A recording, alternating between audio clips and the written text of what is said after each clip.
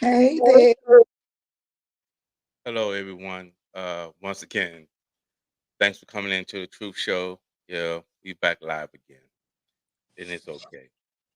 Um, the reason I wanted to do this podcast is because it has to be talked about, and I think everybody's like going around it, don't want to talk about it because um, people feelings and certain people don't want to accept uh, accountability or don't want to face reality. So today's topic is going to be about culture vulture. And we know a lot of people are stealing styles, but they won't get the people they stealing from the credit. So I want to say that this been going on for eons as far as stealing and taking and stuff like that. But at the same time, as a human being, we know it's not right. We know it got to end, but not in this lifetime. But I got a young lady on here that's about her business, and she's about you know sharing knowledge and understanding to the people because she loved the people. So Shell, Yeah, babe. give the people what they need to hear from you. Well, this stems from a conversation. We always have, we fall into deep conversation. Mm-hmm, And when you talked about culture, and yesterday I started studying about it, like, what does culture actually mean? hmm And then I just went on to the dictionary. And then there's several meanings of culture. Culture like biology, customs, sociology, and stuff like that, right? okay. But when you talked about the originality of people, I found out that generations now and to come, if they keep it up, no one has the originality. Everybody's a copycat. Yeah. That's why I think people fall into behavioral problems. You know, hmm that's how people end up in same sexes. Everybody's not born that way or morphodized. Some people are in that because they have been influenced and it feels better on that side. So no one has an original thought about who they are. So we just go with everybody, and social media doesn't help because I don't know who I am. I want to be you. I want to be you. I want to be you. I want to be you. I want a big old butt. A big poop receptacle is now the big thing. I mean, it's crazy now, and it's causing a lot of mental illness for real. Wow. Um, I noticed with the culture vulture is that sometimes we give it away just for some money.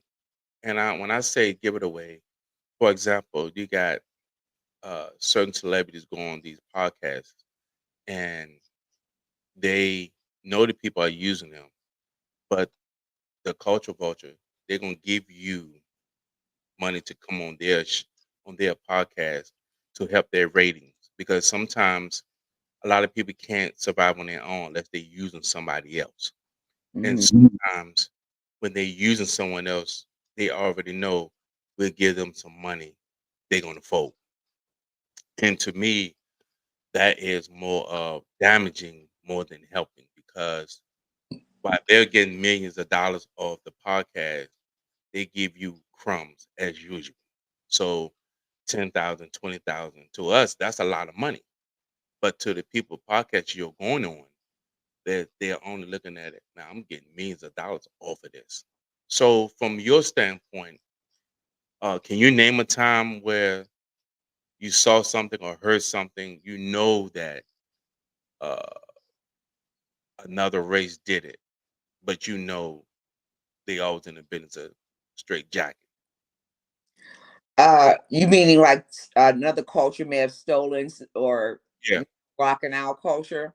Well, we can go with the hair, like the braids. And when Bo Derek said she started it, and we knew that was a story, that wasn't the truth. But now we have Asians and Caucasian brothers and sisters. My thing with that is it doesn't bother me. You know why? Because now we have them taken on their culture. We looking more European. We got blonde hair. We got hair weaves all the way down. We're scared to embrace our coral hair. So it's just, without judgment, I just think it's even Steven now. Everybody's stealing from each other. Back in the day, let's talk about the lips. Back in the day, kids were criticized, bullied, everything for having big lips. Back in the day, they used to call them soup coolers. You Hmm. got cooler lips. Now it is fashionable because white people, I do believe that they put that stigma on us: big nose, big lips, and that's who we are. If you go back and look at like ancestry and back in Egyptian times and back in the in Africa, and how some of our ancestors actually appeared back in their time, we have very distinct and huge features because that's who we are. But Hmm. now we want to change our whole structure of our DNA. Now we don't even look like our family. We don't have the same noses as family, the same lips anymore because we're blowing things up. And that's a part of culture. Now we have Caucasian people blowing their lips up big as is, you know? I, So I, stealing from each other's culture. So what? It's like, what? You know? I mean, I just look at it now that we have destroyed ourselves to be accepted by another race. Hmm. Have given them so many rights, even though slavery exists back then, but it still exists.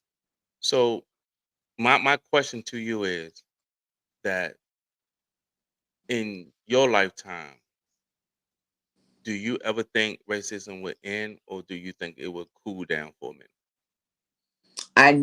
I've experienced because I'm 61 years old. So though haven't had a whole lot of direct experience, but I have had a lot of subtle ones from working, you Mm. know, in a one time in an all white environment, being the only person of color there. But yes, I have, and do I think it's going to end? No, I think that's who America is.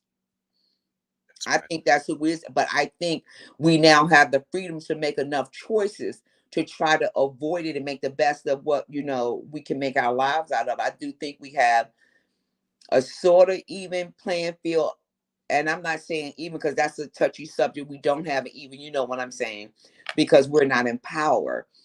But no, I don't think racism is going to end, and I think a lot of time because a lot of people like me and you or people of color don't say anything about it. You have a I, couple voices, but you don't have a lot of people, and you have a lot of people that's scared. We have a lot of scared black folks. amen to that. Amen. Because I think we had dumbed down ourselves so much to a point to where we didn't got comfortable with it. We allowed people to come and steal. For example, back in the days, black folks wore certain kind of clothes. So then you got the white folks, they'll come on Halloween and wear the same clothes. For example, like bell bottoms. That was the black folks thing in the 70s and the big bushes. Now they want to make jokes out of it and seem like they came up with it. And to me, I just think that right now we have played right into their hands because we allow them to do so much. And now black folks pick and choose what they want to fight for. You know what I mean? Because to me, like when Black Lives Matter came out, everybody was on board. And sometimes we can get so lost in the thing till we start believing that thing.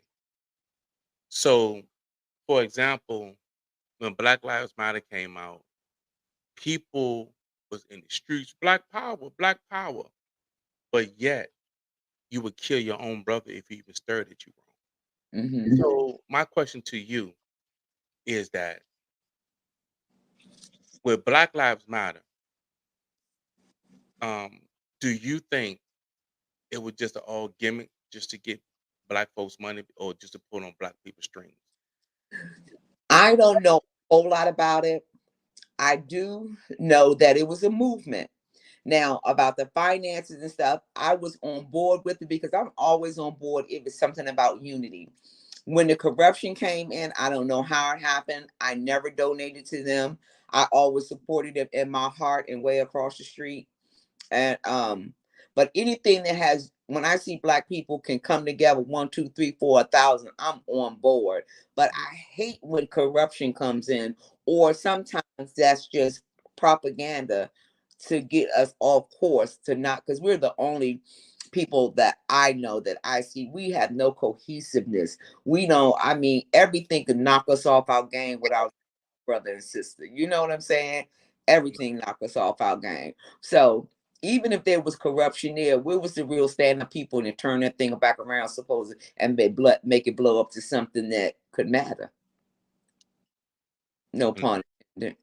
I just think that right now, as Black folks, we have settled to a point to where we're comfortable, and when we get comfortable, we get comfortable. Like Then, comfortable how? What do you um, what I mean by comfortable is that we allow it, we see it, but we don't see it. oh yeah. As long as it's not interfering in our walk, we're gonna bypass it like we don't even see it. Yeah. So this is why you got Karens and Kens, because when they walk up to you, want to touch your hair or they want to act irate to you, you got to remember you set this pace for them because you want to be their friend. You want to tell them all your business at work. You want to be accepted. You want to be rah rah. Look at me, boss. Look at me. I'm sick. We sick. So We the sick. thing about it is, we as American Black folks, I have a question I want to throw out there to the listeners today. How can every race come over here and celebrate where they from, but yet we have no idea where we come from? But yet you still celebrate Independence Day. What are you thinking about that, shit?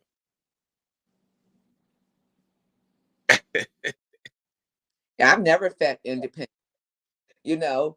However, we celebrated, let's get back to culture. Because we did what our mothers did. I don't know what religion I had grew up in two different religions because of different culture and where my parents were. When my father was incarcerated, we stopped being a Christian at a young age, and then we became Muslim. Then I when I got older, I became went back to Christianity. So that was all about all about culture. And if we didn't inherit some of that, what I really believe it is that we as people, we are afraid to go against our own culture. I don't think it's so much that we want to bow down to another race so much because we don't even have enough power to stand up to ourselves in our own community. I don't even see us going over there. But I believe that like with teenage pregnancy, that was a culture in my family, and I decided that was gonna be it for me. I wasn't gonna be a teenage pregnancy, and my daughters wasn't gonna have teenage. Those are cultures that you have to change. You know, I remember my grandmother was telling us about when she was making big turkey wings or ham hocks or something in a pot, and all of us cut the heads off the ham bone. That's what we used to cut the ends off both ends, and one day, my brother, years later, as maybe the sixth generation, said, "Why do y'all always cook? Why y'all cut the ham bones off before y'all cook it?" And I said, "Because grandma said we should." And then grandmother, my grandmother said, "My mother told me, and the reason why we did it because we never had a big enough pot." Wow. Wow. All these years, six generations cutting off the ham bone, and the reason it started is because the person didn't have a big enough pot. But we That's did that for good. six generations. So that's culture that we can change some things. We need to get educated about who we are before we tap over to find out what a community, and that's what the breakdown is because we don't get together to love each other enough, to give enough grace. And in this day and time, we need to give each other grace. We need to. We need to See, give grace. say grace, right? Mm-hmm. Sometimes you can give a person grace and they Mm-hmm. still would not know what that means. Like God give us grace by waking us up every day. To give us Mm-hmm. the strength of the lamb. Unmeritable faith, favor. Um, when you say that, prime example, when you say that, look at our family members. Some of our family members would never catch on because they're so set in our ways. But I want to follow up before that. Um, for example, like back in slavery days, how they gave us chitlins. And now that was disgusting food that the white folks threw away to the slaves. So now it's become a, a way of people now grabbing to eating chili. Now the white folks saying they love eating chili now. Hog maws, the food that they threw to us, now they catching on the bandwagon and say now this food is good. But yet we still want to be accepted by another race. Why is that? Why is we gotta be the one that always settle? We settle for everything. I think that's an individual thing, especially when you become. I know everybody's a part of the I'm woke culture, but in you being woke, you need to realize who you are. Like, what do I need, and what I my question to myself, right in the space I'm in now, outside of myself, what is my duty? Because I know God did just put me on this earth to be self-servant, Mhm. you know, and that's where it comes in. Each one teach one, and that's what I mean when I say extend grace, is that we got to extend grace to people who don't understand out of ignorance because they've been in a culture of a family for so long. They know that chitlins, they don't know that chitlins is bad. They think it's a delicacy. It's one of the. It's sometimes it's a family tradition. You know what I mean? So out of ignorance, and chitlins and stuff like that is killing us. However, it's culture that we don't change. We So I do you ever think we might not see it in our lifetime, but I'm still gonna throw the question out there to you. Do you ever think in this lifetime, do you ever think that black folks gonna wake up and come together? in small parts because I think it, but I think it starts within your. Mhm. It starts with circle. You know, and even when we talk about Black Wall Street, it's not going to be that way as we used to know it. It's going to be in your small circle. So I'm a leader in my circle or a responsible person in my circle. I'm supposed to be able to operate in that circle, drop knowledge, be a listener, be a doer, and be able to promote even in my small circle. My circle basically consists of my daughters and their growth and my granddaughters. That's my prime responsibility on their growth to make it better for society. And everybody takes that on, little pockets, little pockets. Is it going to happen across the board? No, white folks ain't together either. That's true. They're just as divided as ever. They never knew who they were. That's why they had to. Anytime you got to steal a whole person Mm. to make a life for you and your culture, You gotta drop some jewels. you So know, I have no much merit in them. I don't give them a lot of and I try to be careful and not be biased or seem because I can't be racist because I don't have that kind of power. However, I do have an opinion about a lot of the Caucasian race, a whole lot, and probably a lot of it probably should never be voiced. It should be private, you know. so let But, me ask you something, Chef. mhm. Um, so do you think that white folks, do you think they are the lazy ones? Instead of because they went across America and said black folks is lazy. Black I folks don't do nothing. So the reason I say that is because prime example, when a white couple, when a white couple, their husband stay home to watch the kids, and but the wife has a big executive job, like a vice president or CEO. Where do you think that demeanor came from that all black folks are lazy? Because they don't put us all in one category. We all lazy. You know what? We're talking of people again. I don't consider Caucasian people lazy. I call them non-creative. I don't think they have a real big creative bone in their body without someone else showing them. Mm. That's just my personal opinion. That's it. Um, and the stigmas that we have, I remember my grandmother was so wise. My grandmother used to say, it's not what they call you, it's what you answer to. And that's where we got to get out of, because we cannot control other people. And these the people that we're talking about, these are people that brought us here and unwillingly in horrible conditions, never for us to be free. And now we done broke free. Do you think that they're ready for us to have a successful life? No, it's gonna take fighting to the day we leave the earth, the whole species of people. Wow. Because we weren't supposed to. I don't know if this, I can never say we weren't supposed to be here like this, because I don't know the divine being how God wanted everything. But we're here now. That's right. How do I get out of this funk of being enslaved in my mind, not being creative, afraid to bust through cultures that are negative, have um um negatively impacted my life Mm. through my family. That means from rape, child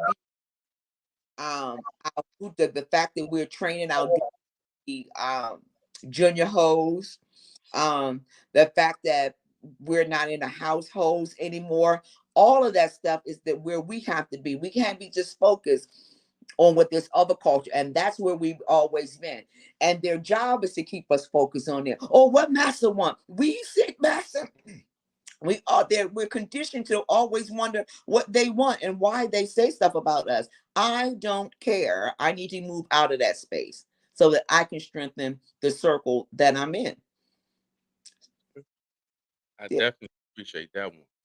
So, so let me ask you something. As far as I know, you've been on the world in this earth for 66 years, right? 61 boys. All right, 61. I'm sorry.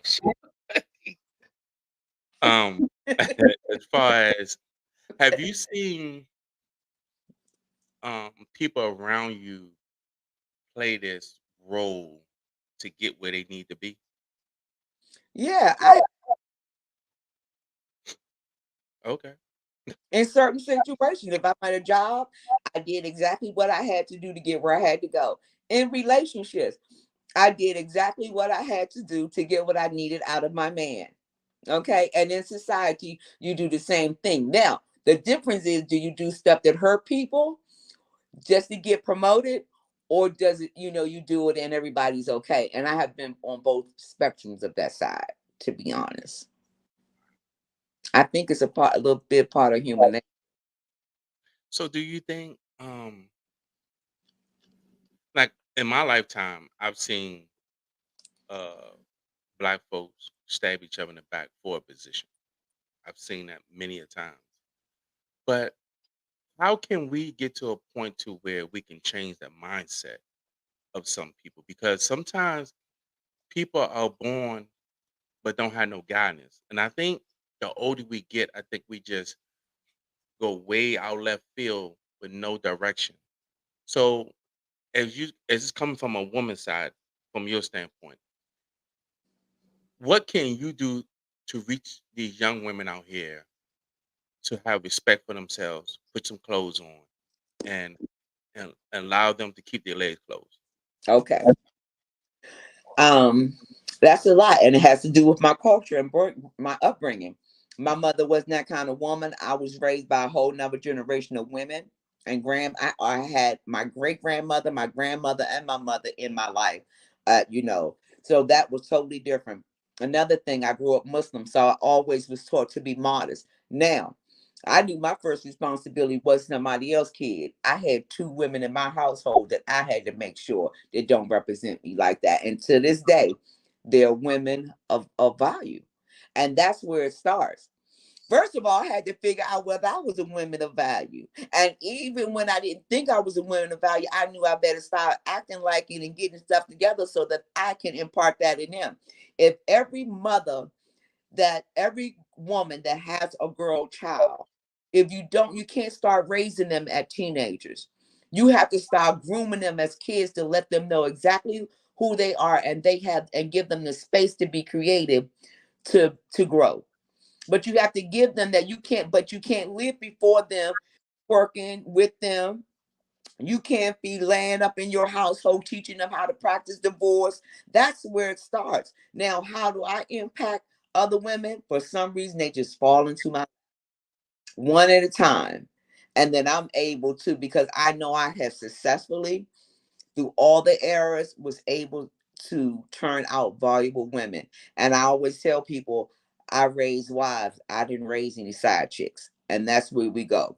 You start that culture, and so that's where we start. We need to start with the parents, the women that are grooming women, children, or mm. women. You need to not just think about where they are. You need to train them for where they're going. No, you can't. I remember my daughter, they was coming out, they was like in elementary school, and we doing a fashion show. So one of them came in with her top all cropped up. She was like 7 or 8. Like, I said, I said, does that glorify God? Because that's when I was like real religious. But anyway, that's when I said, and she was like, I said, look at yourself. I said, who does that, I just try to make her see, or make her think another different way about what she was looking at in the mirror, and not to diminish who she was as a person, but the way she was presenting herself to the world. It matters how we present to the world. So let me ask you another question. How can you get through a young lady, let's say she's about 18. She comes to you and she says, Cheryl, I need to talk to you because I feel comfortable and your vibe is good. So I want to talk to you about something. What do you do when a woman or this young lady has told you that she's been molested by her father, her mother, her brother, her cousin, and she's on the verge of committing suicide? How would you handle that situation? Probably first by telling her my testimony as it relates to molestation, as it nine starting at 9 years old, all the way till I was 13, I think. So I would probably share that story. And I always tell people, because I remember one time when I was growing up, and I left, my home situation. I was in a shelter, and I remember at that time, almost 30, 25, 30 years ago, I remember laying there thinking, how do I get out of this? And what I would say to them, where you are today is not going to always be where you are, but it depends on decisions that you make, because this situation you're in could get worse. If it doesn't get better because you change, it could get worse. So I usually start off listening to them, and then sharing my testimony as well, because Mm. people need to know that they're not by themselves, and they are not the first ones who've gone through it and came through it successfully. That's what a lot of people, we want to save face, and when you want everybody to think you weren't on drugs, you wasn't in a shelter, we just showed up like this. I have a nice life now, but I made bad decisions that I had to overcome. I didn't blame it on the white man, my mama, my culture, because a lot of decisions I made when I was intelligent enough to know right from wrong. So a young woman like that needs someone level-headed like myself to talk to, because I do talk to a lot of young women. And that's one thing I would do. Start by sharing your story with them, to let them know that they're not that much different than you, and you're qualified to help them come out of it. Yeah. Wow. I mean, 'cause today I just see today's young women, they are yearning for attention. And they don't know if it's bad or good. Because and it's very valuable that the fathers are being taken out the house for a reason. But you got some some I can't even call them men, roaches. Yeah, that's a good word. Roaches. You got some men or roaches drop their seed off and keep it moving, not realizing that that mother is only 16 and she's unstable in the mind. And sometimes you got parents, like I know in different cultures, they prostitute their daughter at the age of 13 when they start developing breasts or when they hit that first cycle. They pretty much sell them to the highest bidder. You give me 20 calves, 20 hens, 20 roosters, and you can have my daughter. So as a child, you are looking at a situation like, I'm only 13 and my father is selling me off to a man that's 35. So Look at the trauma that these young kids of today are going through. Back in the 70s, I think we was groomed for to handle certain things. Like for instance, mother on drugs, father out the house, mother gotta raise the kids, and you you hear mice is run through the wall, roaches in the cereal box. Mm, That's trauma. yeah, And me, today's kids are not built for that. They're not built for this kind of trauma. This is why they act out in anger, frustration, because they feel like nobody is listening to them. Nobody is paying attention to them. This is why I think the young women today are coming out half naked because of the attention they lack at home. now, How do you feel about that? attention is a good thing because who we are. Mhm, If I am married to you, my brother, I want your attention. mhm, We want attention. Attention is not a bad thing. The reason people act and stuff like that and get awards, if they didn't get the attention of the people, um, where we're career. But I think it is negative attention. It's not so much attention. They want somebody to see them in a whole nother light, not just the attention, pick me, pick me. I think I really need help attention. I don't know how to ask for it. And when we talk about how fathers sell off their daughters, they did that back in the slavery days to the white men. mm, It didn't just start. Black men were forced to give and sell their young daughters, to be belly warmers and all kind of stuff. So that I, didn't start. That's culture what never redirected. I just, it bothers me because um, I could see a 13-year-old, 14-year-old, and then you got these old pedophiles and perverts coming along because they know the daddy's not in the house. So they would try to manipulate the young girl who's 13 or 14 to train them to their needs, their wants, their desires. And then when they use them, they throw them out to the dogs. Now, so this person is 13. Now she be 17. Hmm. So now she's bringing trauma. All she know is that she was being slaughtered and still didn't have no understanding why she's being slaughtered. To me, I think it's more it's like more accepted now that it's okay for a man that's in his 30s to talk to a young girl that's in her 20s. You don't realize you are pimping this young girl just because she's 23, 24. Her mind is not even developed yet. She might be developing body, but her mindset is off.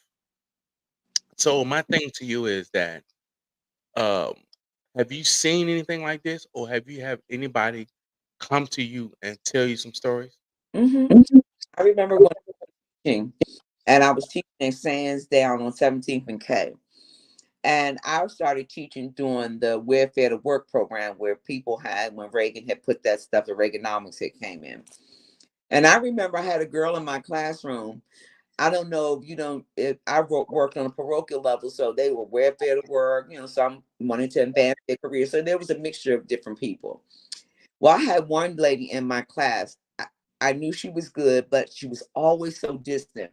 So I started to pull her aside after class to only find out the reason why she was so distracted is because she was in court fighting for her daughter, which is her mother's boyfriend's child. Mm, mm, mm. Wow, this is crazy. I trained me to be able to handle that. So what do you say to that? Where I was on my level with her, that's where Grace came in. I Wow. was her teacher. I supported her on the level that I could so she could make the legal stuff happening. But that's the kind of stuff people are happening in their homes. Mm, mm, And her mother was actually fighting with her boyfriend that raped her daughter. Mm. to get her own granddaughter, take it from her daughter. So let me make sure I understand what you just said. So you're saying that the mother's boyfriend got her pregnant, Hmm. And they had her in court to take the child. but you know what though? That's the thing now because back in the '70s they did that. If the man is paying all the bills, the mother's not working, and that man come in that house, he can tell her pretty much and control that whole environment because he's paying all the bills. So he'll come to her and be like, "I want your daughter." And what you gonna say? No. But now, because you say no, that means he's gonna leave, and now you back to struggling. So now Well, you first of all, oh that daughter. first of all, to me, that's a woman. I don't care. I believe that God gives us all the spirit of discernment or a feeling in your belly to know there is no way that you're gonna have a social path in your house to that I blame her. I Hmm. think it's no culture. I believe it's mental illness, and that stuff perpetuates. If she doesn't train her daughter to get some help, it's going to go all over again. Or it's going to happen to the next woman he decides to link up with because he probably goes from household to household to get a woman who is down on herself. Mm, mm, The fact mm. that a man, and that's not a man is a man who wants to take care of his household if he can afford to have his wife home not tired enough be able to cater to him. Yeah, that is it. But you talking about a narcissistic sociopath that out of bang bang. So let's reverse the roles a little bit. So this hypothetically speaking. So what if you meet a guy, right? You He's cool down to earth, and your daughters are about 7 or 8 years old, Mm, and you meet this guy, y'all connected real tight, y'all kicking it, doing all this, doing that. But one thing you notice is that this man is always staring at my daughters, and you don't say nothing, but you're still keeping a close eye on it, and you never. And if you know something wrong, if a guy say, "Well, I watch the kids, I got this," but hypothetically speaking, if I already know what you would do, yeah, but let the people know. But I know you walk in, this a grown man on top of your 8-year-old. What would you do? kill him.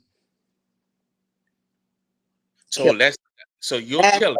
and I would do that with the risk of now my kids don't have a parent. Hmm. But who I know I am, Holy Ghost don't come quick or a spirit of he gone. Cause that my brain don't work no other kind of way in a situation like that. That's how I'm wired.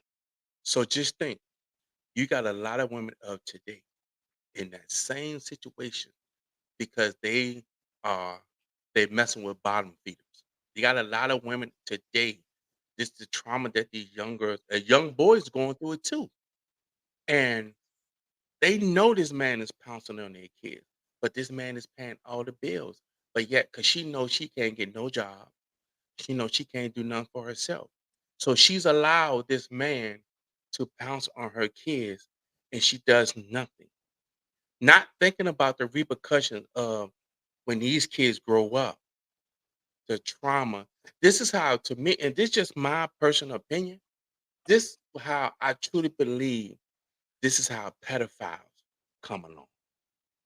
This is how I think pedophiles are created. They are In created, their mother's basement. yeah, yeah.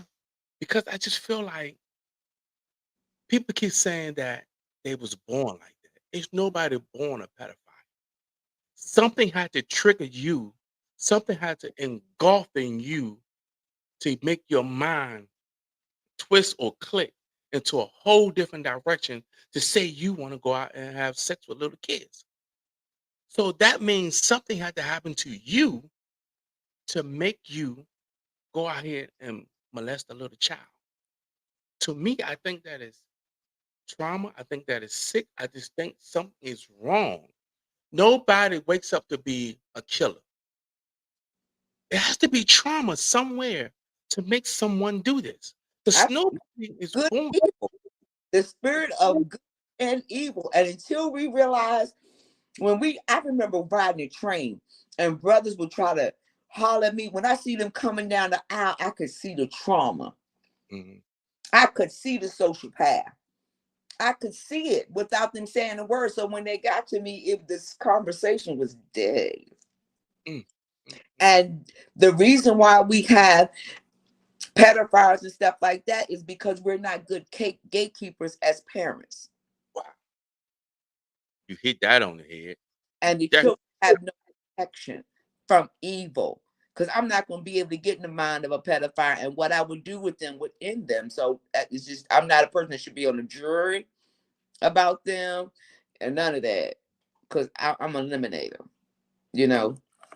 But I would have to be a gatekeeper. I didn't start dating until my daughters were 15 years old. My daughter had never seen another man in my house outside their father and my brothers and their grandfather. Never, because I was not going to teach them how to practice divorce because I know I wasn't going to be serious.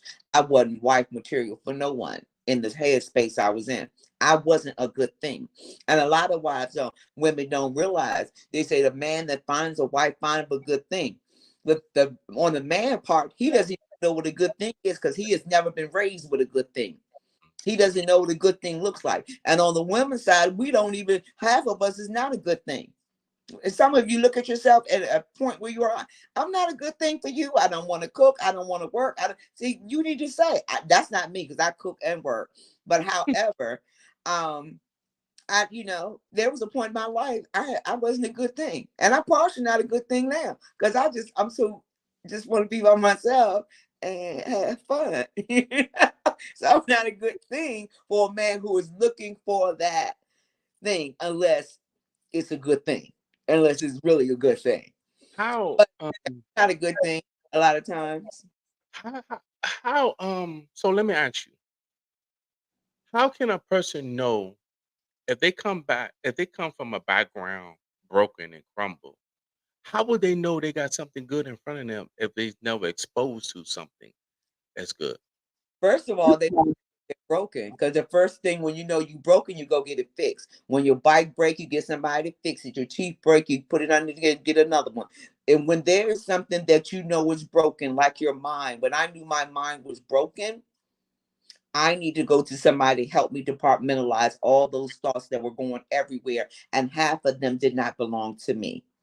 So let me ask you. So what if your mind is in a million pieces like a broken mirror, Yeah, but most yet of us you're are. still trying to put together, but you're still cutting your hands in the midst of it. How do you deal with that?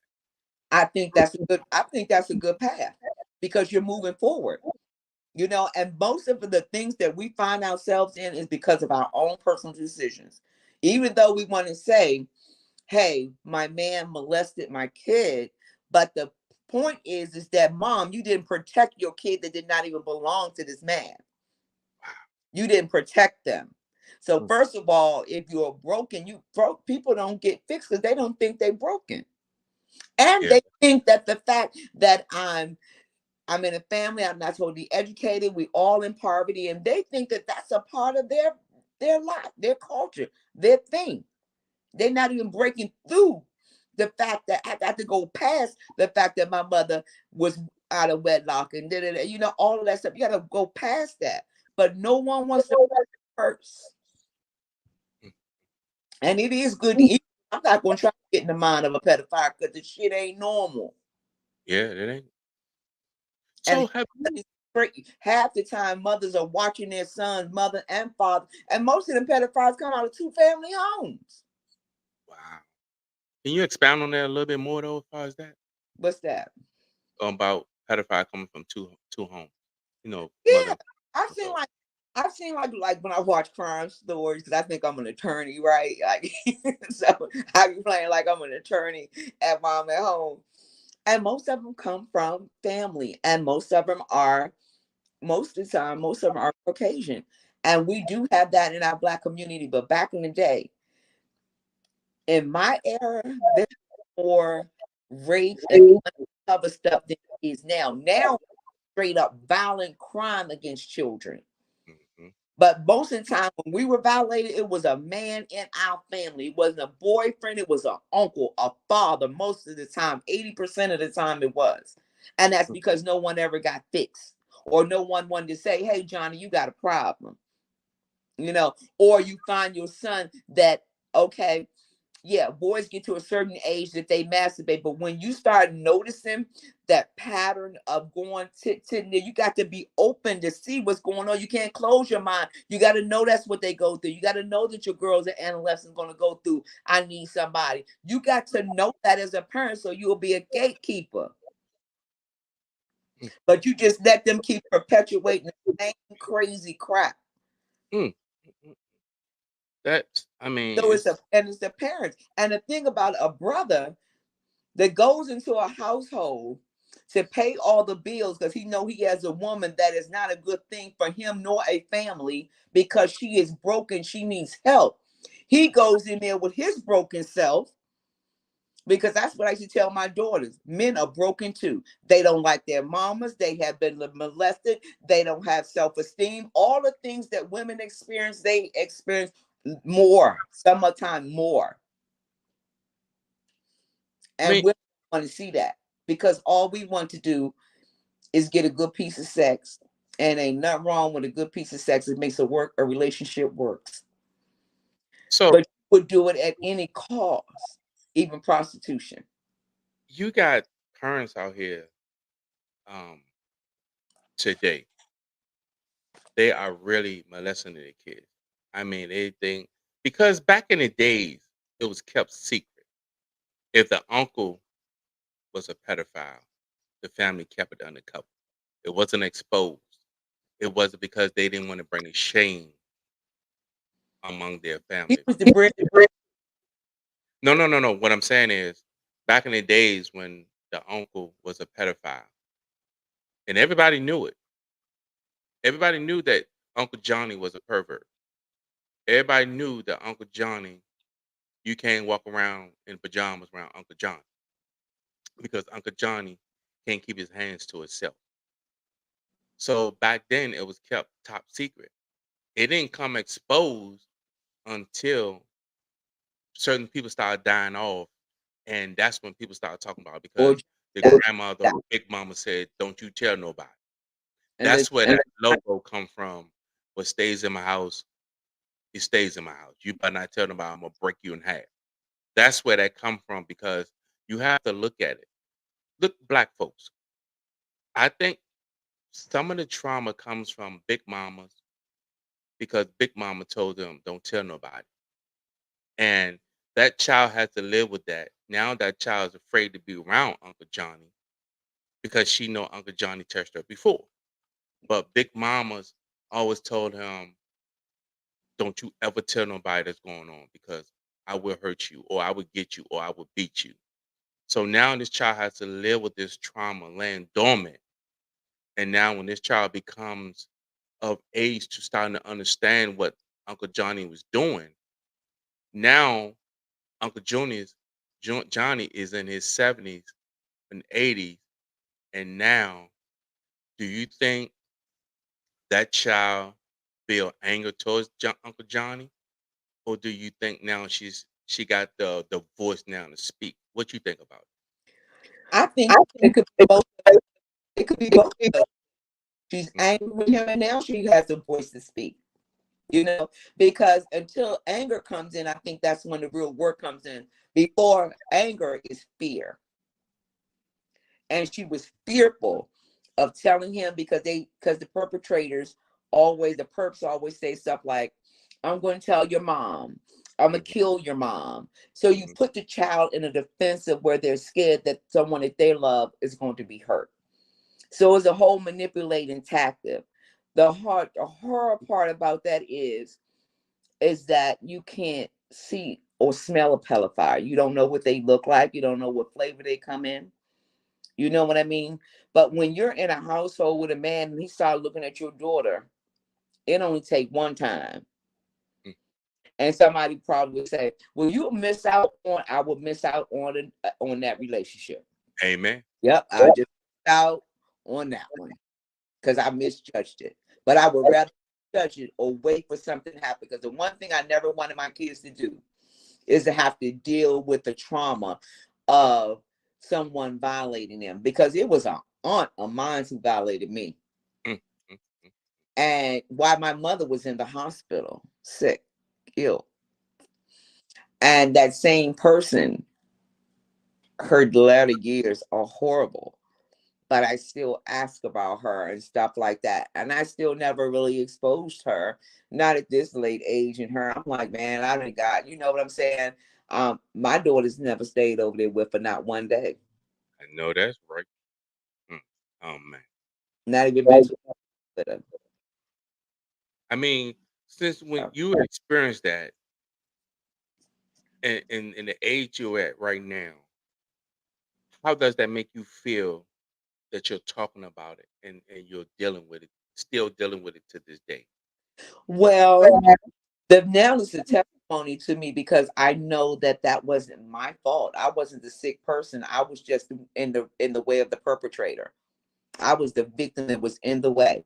And though people say you're not the victim, at that time I was a victim because I was a 9-year-old child. And I stayed in a victim's mentality until I was able to have somebody to help me understand that it wasn't my fault that I was 9 years old. My mom was in the hospital, and who is this? And is this how this supposed to go? Is this what people do behind closed doors? Grown up to that, like, I had to understand that she was not me, not me. So, do you think you went through that trauma? Do you think sometimes it hinders your relationship because you also Oh, got a second eye on? absolutely. Yeah. Absolutely. Trust. You Mm-hmm. side eye people, but because you don't know who you are, you protect yourself because you don't know which one, who gonna come out Mm-hmm. or how I'm gonna start thinking. So you hide yourself. You build up a wall. In my case, I medicated myself with drugs and alcohol. I lived that lifestyle. Even being a working. By the time my kids was born, I was kind of like over that scene about drugs and alcohol. But prior to that, yeah, that's how I medicated myself, because I didn't want to feel it. I didn't want to think about it. And then I would have vivid memories all the way up till I was grown today of the smell of that couch, which it didn't smell stinky enough, but just the smell of the wool, Mm-hmm. the way it looked, everything that was in the living room. It was on Queen Street, Northeast Washington, D.C. I know exactly what I know everything. The trauma comes in because when I didn't understand, why would you want to do this to me? that. Mm-hmm. What about me that you feel like, what did I? Then you start coming in shame. And I wasn't open in sexual relationship because I didn't want to be as free, because I'm always feeling violated, Mm-hmm. because the first person who got on top of me was a violator. Wow. Wow. Mm. So you have to get someone to help you through that and understand this not me. And then she was an in-law, so it wasn't even in my bloodline, because she the first one in my blood. She was an in-law, Mm. because there has never been any of that in our immediate family on either side. She come from North Carolina. We from DC. She didn't bought that sick up here. And my uncle didn't know she was that sick, because then I found out the lady that she was, Miss Mildred, that she was dealing with across the street. Her and him, both of them was bumping booties. And I was a little girl. And I used to look at my uncle like, do you see what's going on? Then she started messing with one of his co-workers, and I was totally involved, because at this point, my mom's sick, they grooming me, and I mean, they always had a nice home and money. I always looked good and stuff like that, but I was in a living hell. I was a dressed up Furno. You know what I mean? Just crushed by the adults at 9 years old. And that didn't leave me room in my mind for my own creativity, Mm. because that's all I'm thinking about is that trauma, and never have that space to grow for my own creativity. So I didn't know who I was and why this happened to me. Instead of I had more questions than answers. Wow. So do you think you've been um do you think when you started having your daughters, was you real overprotective or you was kind of like, okay, I'm I gonna told give them breathing room? and never came to my house. They never knew I had a date for 15 years. Till they got in high school is when I started dating. Yeah, I mean, because you got I two was daughters. I wasn't for one.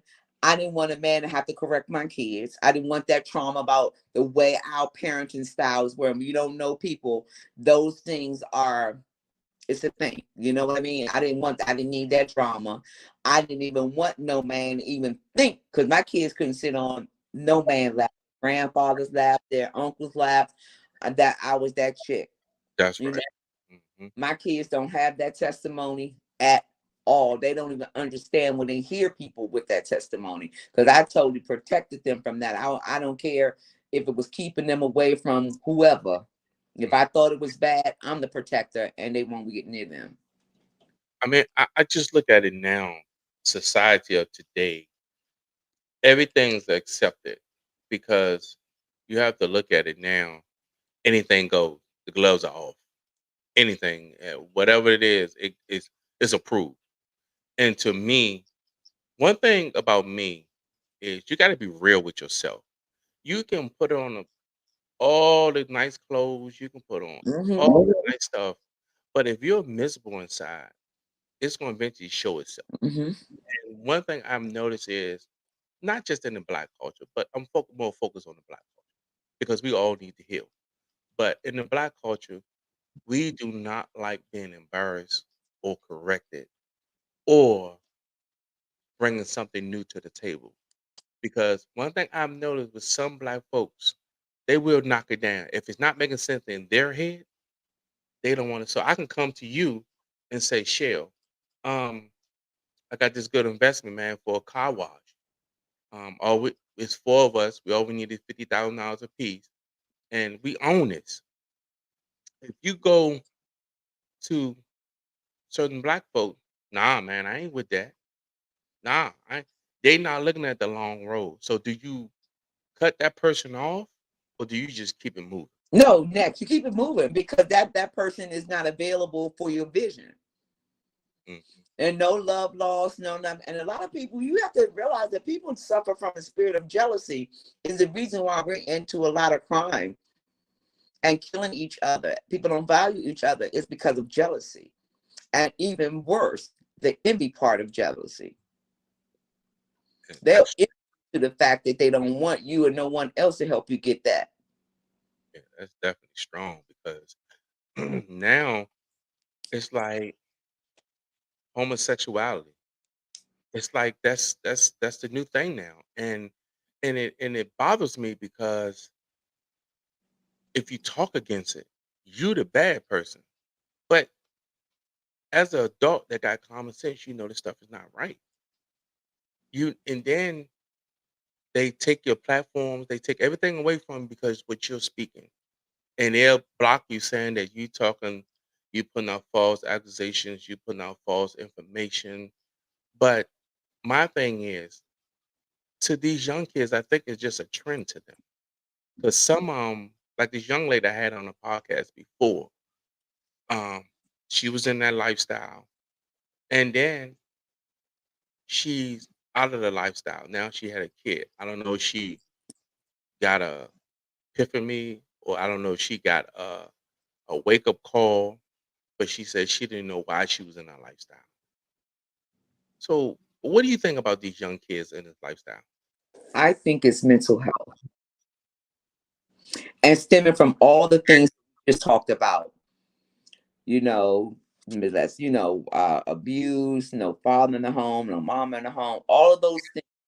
Because I've talked to a couple people, and anytime you Mm, want to change your gender or the way that you reproduce, is because you're hurt by that other gender. That's mhm. mental illness that you need to figure out. That's not that you're so attractive. I just don't ever see a man just waking up. because he loved Peter. I'm a big old strong man. Is a penis. No, it is something else going on there, brother. And whatever it is, without judgment, I don't want to say it. I'm not that I want to say it. I don't know enough to speak about it. For me and my, that's not how I roll. I've had a conversation where I was on a panel with um transgenders, because we was talking about transgenders and medical coding, right? Hmm.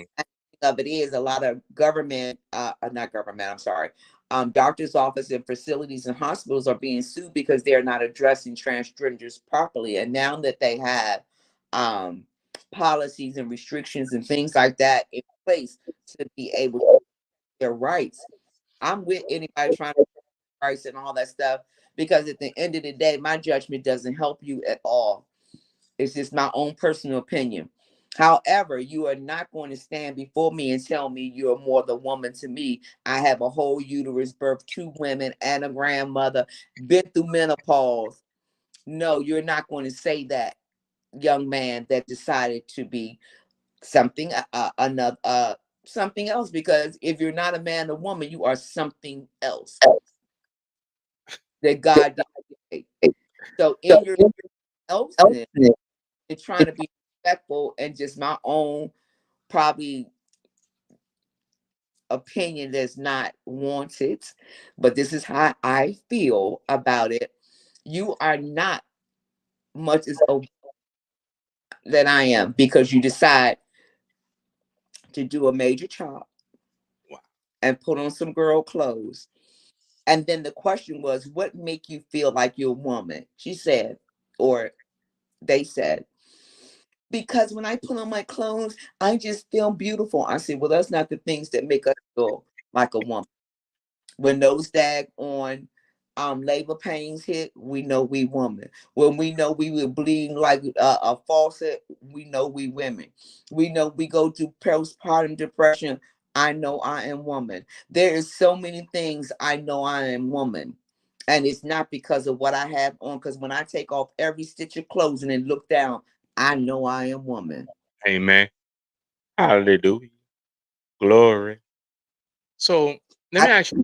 I think we should stop this thing, because that is a area where I'm really getting testy about, because I don't mind you wanting to be labeled, but you're not going to label me as sex gender. No, I am female, born female woman, and that's how I want to be addressed. You're not going to now be LBGQTA plus.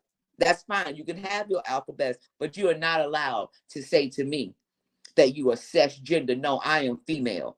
And if I have to respect your letters, you will respect exactly who I want to be called. And that's woman, not sex woman, not half woman, not woman to be, no, straight up female. That's it. So let me ask you. Yeah. That's hypothetically speaking, right? What if you're a doctor and a transgender came to you and said he want a pap smear? How would you handle that situation? Well, this does happen. However, they Hold on. So you saying a man really came and want to get a pap smear? yeah, no, they come and see the OBGYN once they have done their gender reconstruction or their transfer. I mean, but there's no uterus and all that stuff there. They're just marching the wound and stuff around whatever happens, and mainly their hormonal levels and all the stuff that they have to take to keep the hair down and the masculine hormones down and all that stuff. So I don't know if they actually give them a pap smear. I don't see anything, because that pap smear is looking into the cervix through the uterus to see, what's going on there. So if that's not there, because God did not make it like that. You gotta be sick. I mean, sick of sick to even go through the process of having your ding ding cut off or your wee wee cut off. How in the world, as a man, it hurt if somebody just glazed my sack and you can lay on a table and get your whole sack taken off and say, I want to be a woman. Possesses you to change your sex? Who told you that you was a woman because society says it's okay, but then you go around and say I'm a woman. I saw a faggot. That's what I call them. A Well, you clean can't faggot. call them that.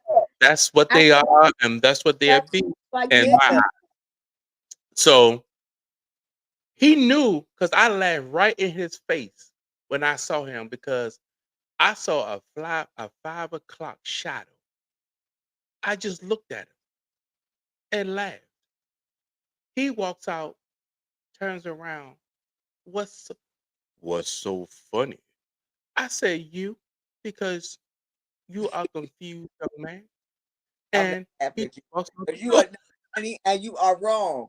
Because that's where I say this is where people who want to educate people, if you want to really This is be able education. to help change that, you're gonna have to extend grace. And the fact of it is, we don't understand how to be in that space. So we can't really feel like he really might not feel like it's any pain to have that mutilation done. He may not have any pain with that because he wants it so badly. Hey, share. So you Just can't listen. compare yourself to them. No, just listen to this. You got two men laying in the bed. Both of them got a forest on their chest, and they both laying in the bed. You so homophobic. I love you, Raymond. I love you too, John. Love you. That's you wrong. I'm not going there with And you. I want to I'm not know. even going there with you. No. I want to know. Because you I homophobic. saw you. No. How is it that you allow I don't feel like another man banging your dookie shootout and you saying, "Oh, it feel good. Oh, it feel good. Oh, yeah, Robert. Oh, baby." How is it the backside is not made for that? How it's is it? How it is it? is to your butt is actually there for a waist That's receptacle. why it's behind. That's why they call And it that's why you behind. and all these big women with butts and stuff, don't they realize we were ashamed for that one time put on display? Don't That try to skip the right. subject, Shell. Stay on focus. Stay on point. Don't try to skip it. Stay on uh, point. Don't you try to. don't keep talking. You want to call them those names. You don't like them because you're a brother, and a brother I'm a just real man. A real man is going to have a problem with that when another man, because now look what it's telling the children of today, these young boys growing up to be a man, saying this is okay. This is why I make fun of it because you telling this child that it's okay to be who you are. It's okay. If you now they done pass laws that if your parents do not accept who you are, they're gonna lock their parent up. Now I tell you what, if my daughters came to me and say, "Daddy, I'm gay. I loves a woman now. I loves them," and I'm gonna tell you and your girlfriend, get out. no, I you can't. See, I love you. that's where. Because look, this is where your parenting comes in. This is where your knowledge comes in to now change that culture and that thinking, or to make her see the better path if there is one. Because we can't judge. Now, Okay, the thing of it is, I have a question for you. You go meet ahead. a brother that's in that lifestyle. How do you, as a man, try to get him to understand, since you think Hmm. that that's not the right route for a man, and you think that you shouldn't be jousting with each other? Okay, so what would you say to a brother to try to make him what would you say to him Welcome to the without club, honey. without using derogatory language? Okay, okay. So I first of all, I would say, what can I do to change your feelings? Hooked on your love, your hey, Shell. It sound So what like I would you do, did I would it. do this what I do. So this what I do, right? I would ask that brother on a serious note. I was joking, but I was dead serious. But I would say, brother, what caused you? What trauma did you have in your life to make you want to go to this point? And sometimes they will open up because sometimes, yeah, they got molested. Sometimes Some of them do it just for a fad because to get the benefits of being a confused person. Some of them just doing it just to get the benefits. But I would serious on a serious note, I would definitely say, how can I help you, brother? Because sometimes we need that ear. And sometimes God will put you in a situation to help a brother or help a sister that's in that lifestyle. And like you said earlier, once they hear your testimony, they will, have their conscience become open like a faucet. When you turn on a faucet, what happens? The water comes out fast. So after a while, it slows down to where it's a nice flow. So I think once the person mind comes open, they will start understanding, say that, hey, you're right. Let me go ask God to forgive me. Because you got people in this world of clickbait. They just doing stuff just to get attention or doing things just to get on board of something or to fit in. And my whole thing is that you have to understand people are emotionally broken. So I'm not a band-aid. I'm not alcohol or peroxide. That's something you got to take to God. I can give you the solution, but at the same time, you got to go to God and cry out and ask for help because why? This is your life. Because when you die, you can have all the inner tubes, you can have all the air pumped up in you. Because when you die, He's going to judge you as a man, not as a woman, because God makes life and God takes life. God created that womb. He created you to be a man. That's what He created you to be. And my thing is with this is before we wrap it up, that as an individual, as myself, I've been molested. I've been down that stage.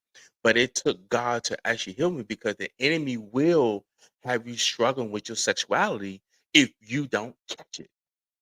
Because you have to be in prayer. Because when you're not in prayer, the enemy can come along and tell you, hey, that's okay. What you're doing is nothing wrong. He'll convince you in your mind because he know your mind is weak. He know your mind is fragile right now because now you're struggling. So I would tell that brother, hey, brother, look, I'm here for you. I can't judge you, but at the end of the day, you gonna have to go to God and ask for God for help. I can't do that for you. You know what I'm saying? It's an individual thing. Ask God for what kind of help? Because To, remember, they don't think to, nothing wrong. to get to get this stuff off of Ask me because I ain't don't nothing want to live like this. wrong. I mean, we just don't like we're not into the lifestyle.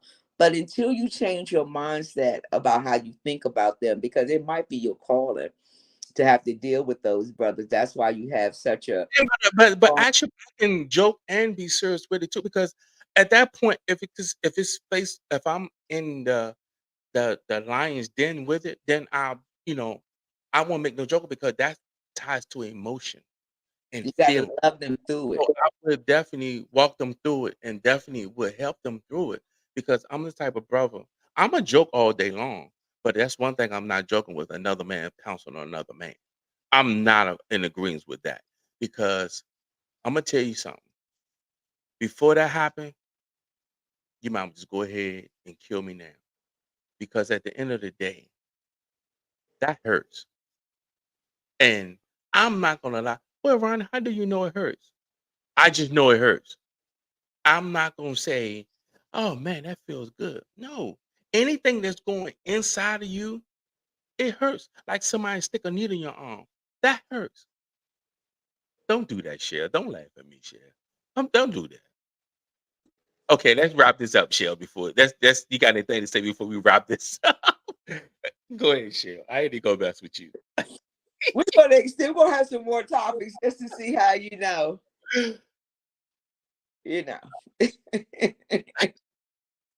So, what you want to say before we end this, Shell? How can the people get in contact with you? I'm on, Facebook, and you can always message me, Michelle Lewis on Facebook, just simple, You on and TikTok or IG? or IG, yeah, Okay. Michelle Winkfee on IG. Hey But guys. yeah, my brother, these are conversations need to be had. and we'll get another good topic. We probably can, because culture encompass all this stuff. This still And in the culture though. This what we talked about today is still in culture vulture because it still evolves into all of this. So I just want to say thank you for coming on the podcast, Cheryl. You know you're always welcome.